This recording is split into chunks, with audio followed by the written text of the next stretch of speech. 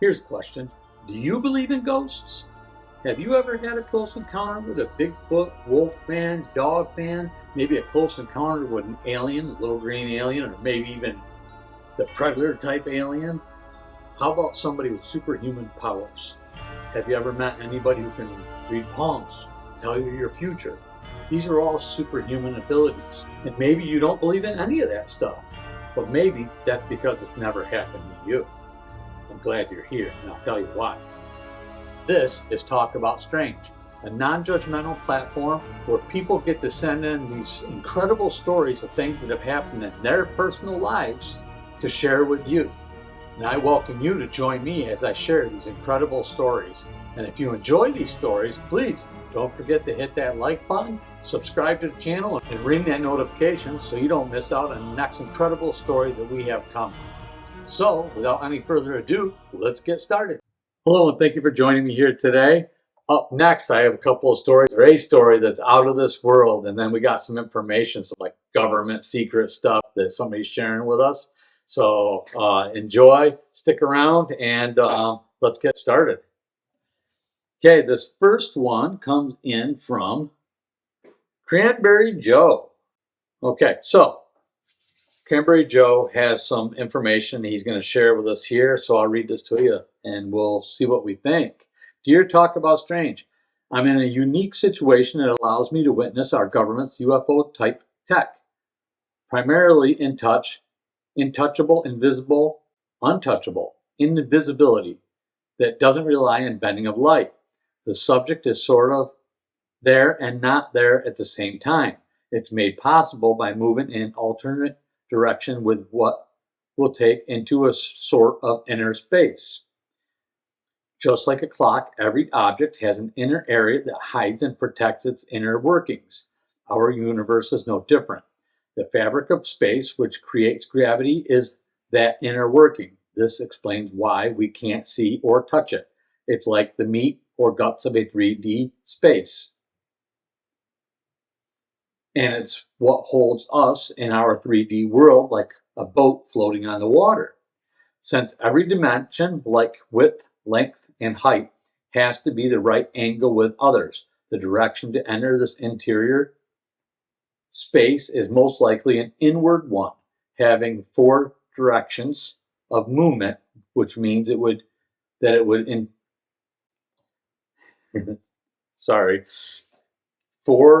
having 4 directions of movement would mean that this interior is 4D space, 3D plus 1.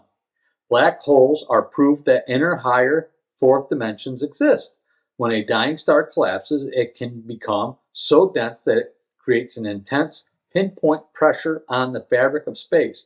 This overwhelms the fabric and it punches a hole in 3D space, allowing the star to sink into 4D space. This boat becomes a submarine. My site has more details. Okay. All right. He has a site that's chemspray.weebly.com. All right. Chemspray.weebly.com. That's Ken. Thank you, Ken, for sending that in to us. That's really interesting stuff. And the whole wormholes, I've always found that fascinating. It's funny because, there was a time that it just seemed like that was just a myth, that they weren't real, possible even. But then, to find out that they are real. I mean, they are out there and they actually do move in between time or whatnot. I mean, how interesting. Someday, probably Elon Musk, right, is going to figure out how we can time travel through these things or something. Can you imagine? Probably won't be in my time. Who knows? But very interesting stuff. We had a little bit more of a conversation. Let me check to see. Let me see. He wrote me back here, and I told him I was interested in this. What did he say here? Dear Steve, thank you for your interest. You can use my real name, Ken Roylance. Roylance, Roylance. And I'd appreciate it if you would send your listeners to my website, chemspray.weebly.com. The whole story is pretty much there. If you should decide to tell it, try to highlight the futuristic tech and the science behind it. It's being hidden from the people, and they have the right to know. The science makes complete sense, solves the problem of the interstellar travel, and makes black hole understandable. Yes, it's curious that no one is talking about it. You probably wouldn't dwell too much on the attack I'm receiving for phoning the EPA. That's how I learned about the tech. People sometimes get offended when they hear that their government sometimes does evil things. There's I guess there's a fine line to that as well, too, when you think about it. There's a lot of stuff going on, and the government knows a lot of stuff. I think we'd be surprised. Maybe we wouldn't be surprised. I don't know. But it is fascinating stuff. So, and we are all going to find out about it eventually. So I know that a lot of our listeners here will really enjoy this and probably get some phenomenal feedback on it, thoughts. So it's going to be a lot of fun. So look forward to that. Now let's move on to our next one that comes in. Okay, this one is a space program. And I believe there's an alien meeting or something. Let me get to this. Okay. This one comes in from, if I remember rightly, yes, AKA John. All right. John, thank you for sending this in to us. I've already read through it. It's pretty wild stuff. I think everybody's going to really enjoy it. So I'm looking forward to sharing it. Sorry, to all you guys. Oops, almost knocked over my Dunkin'. That would be horrific. Can you imagine? Listen, you guys all know I love my coffee. I love Dunkin' Donuts. They are not a sponsor of the channel, but they are welcome to anytime they want to, right? Do some commercials? I don't know, whatever. So anyway, yeah. So really cool stuff. So I'm looking forward to sharing this with all you guys. Let's get started. Hi there. I love your channel. Just discovered it while doing Bigfoot research, and I'm blown away. Fantastic work. Thank you so much. I'm writing you because I noticed you also have interest in UFO, alien stuff, and I think you might like to share my story on your platform. I don't want to share my identity just yet, so you can refer to me as John. So here it goes. First, a bit of background about myself. I was raised in a small town outside of Montreal, Canada. I was always incredibly skinny, like practically a stick figure, but I was healthy enough and never had any issues being underweight. I just had a really tiny frame compared to most men, and yet I'm quite tall at 6 foot. Another thing is that I have some strange extra sensory abilities which kind of freaked me out. I could feel what other people around me were feeling, tell if someone else was talking about me, or even if I ought to be in earshot of them, etc. My imagination is off the charts, and I always had very vivid dreams. Despite having vivid dreams, I would once in a while have a dream so real that I can remember them to this day, years later, and still give me the shivers. A first dream came when I was about 5 years old. I was running around in what looked like a chemical plant, and I'm fearing for my life. I know whatever is after me is going to probably kill me if it catches me. For some reason, even though I never seen what it was, I feel and thought it was some sort of witch. I ended up in a big room with multiple stories tall and with large vats that looked like fluorescent goo. There were rafters around these opposite of the vats. I can see through those windows that the land is utterly desolate, and my heart sinks as I realize there's no way I'm surviving by running away from this place. You may think, okay, this is not that weird, but keep reading and you'll understand how this fits in. I'm a 90s kid, and back then you still had schools hosting Catholic school after regular classes where the children were getting ready for their first communion, other children. So we would stay after class and do boring Bible lessons and really couldn't care less, but I went along because my parents wanted me to. Listen, I was a Catholic school kid, so I know exactly what you're talking about. Remember a lot of it very well. One day we had to go for a weekend getaway where we all took off on a bus. This place was in the middle of nowhere, creepy as hell. It just looked like a big rectangular building with fields all around, and I remember thinking, what the hell did my parents get me into? I'd like to tell you what happened there, but this is where things start getting weird. I don't hardly remember anything from that weekend. Literally, all I remember, and I have an excellent memory, is that we were made to sit on these long tables and make arts and crafts. Every once in a while, the kid would be told to go into another room, and all I could do was pray I wouldn't be chosen next. That's it. So far, fast forward to my first communion, and it's a big celebration. Everybody is congratulating me and giving me gifts.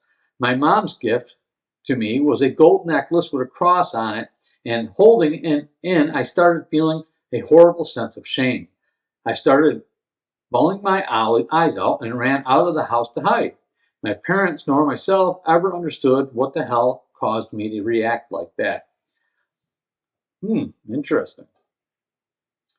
Fast forward another 4 years or so, and now I'm about to graduate primary, aka elementary school. A teacher that really liked me told my mom that a special program was looking for gifted students, and invited me to apply. The application was extremely rigorous. Both my mother and I Both my mother and I had to submit letters describing my interests, habits, personality, etc. Funny, the two of my best friends were also selected to apply. We were sent to a huge gymnasium where just about every gifted kid in the surrounding area was present. I'm not lying, there must have been about 300 or maybe 400 of us. The test we were given, I later found out, is known as a cognitive ability test, which is even more rigorous than an IQ test.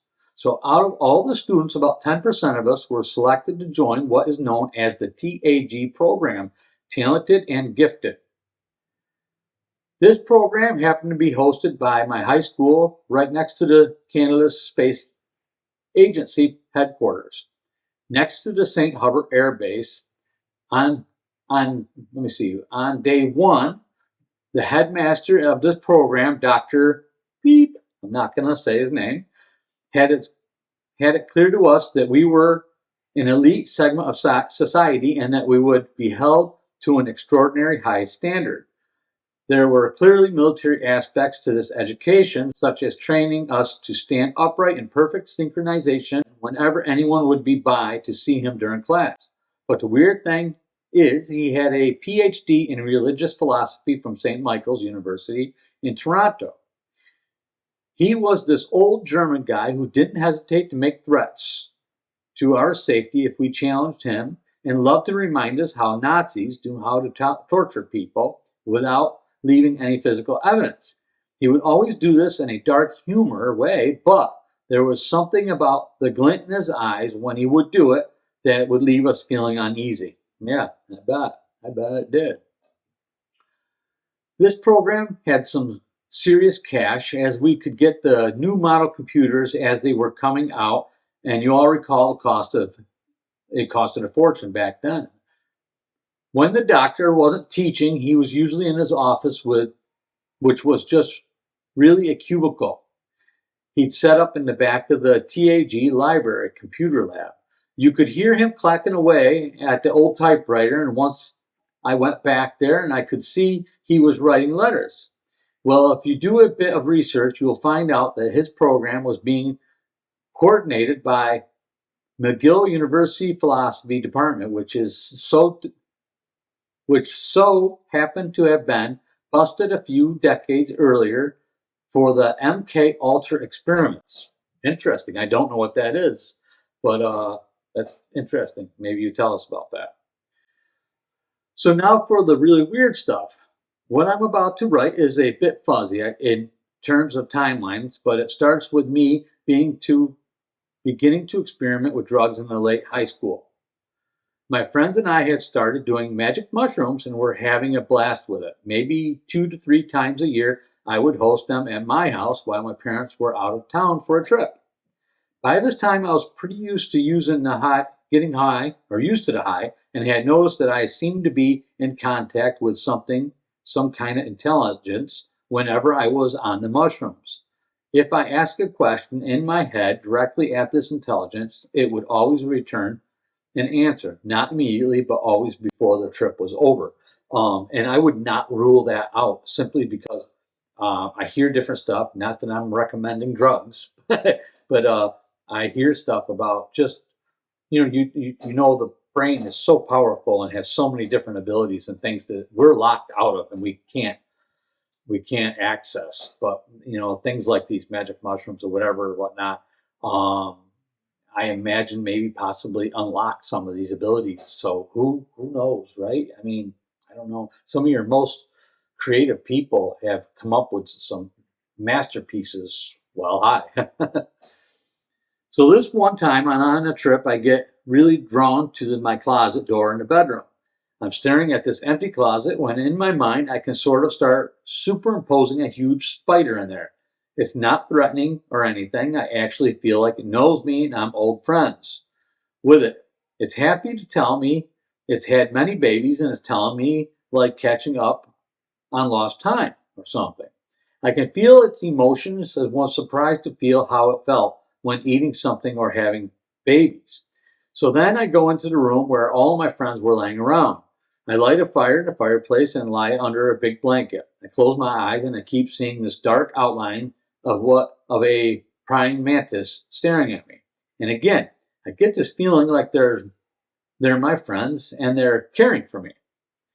I decide it's time to ask the question to this intelligence I felt before. This time I asked, where do you come from? I literally want to know in the deepest sense of the answer and what came next. Oh man. All of a sudden I'm having an out-of-body experience. I can see this metallic dark shaped craft, but a bit oblong, just floating in space. I think how I'd like to see inside this craft and instantly I'm inside. Suddenly I'm looking at several humanoids lying in chairs.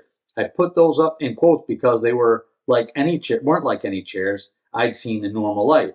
These chairs were made out of walls of the ship. They seemed to be perfectly facing at around the aliens' bodies, fitting around the aliens' bodies. They were a bit more like beds than chairs, with occupants at about 45-degree angle off the floor.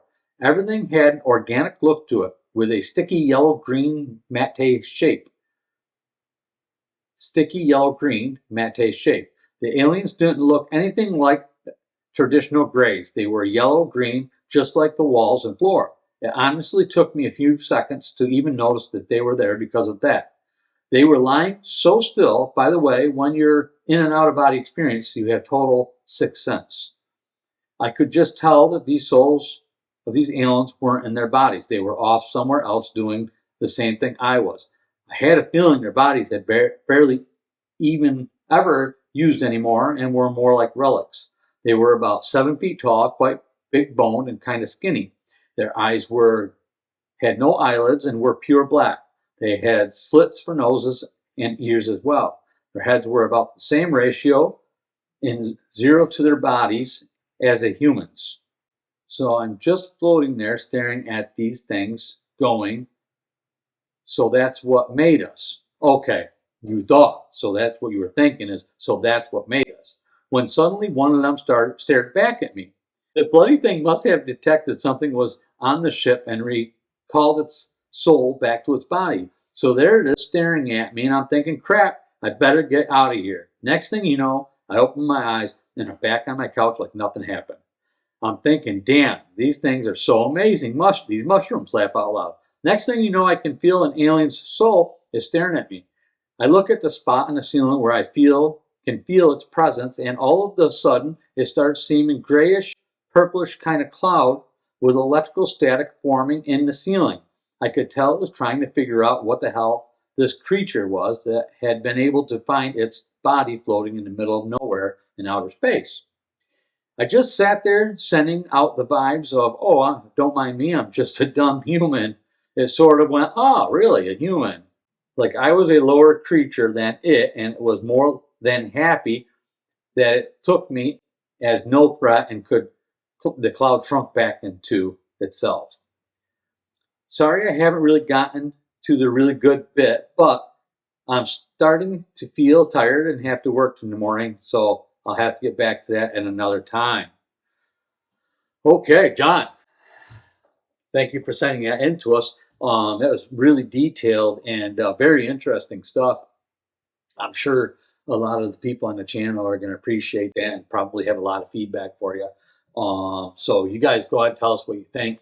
We've had quite a few alien stories on here, and they're all pretty fascinating, right? And this one was really detailed, and the school and the training, his whole life, I mean, kind of sort of led up to a lot of this stuff. So we'd be interested in hearing more. I don't think you sent me, 'cause we had some interactions here. Okay, yeah, you did. We did talk. Um, we just talked about the keeping some names private, which I did, and so yeah, no, I think we're all good here. Anyway, thanks again, John. Thank you guys for joining me here today. I really appreciate it. I hope you enjoyed the story. I look forward to your feedback on that, and the next story's coming in. Stick around because I got a lot more for you coming, and I will see you again really soon.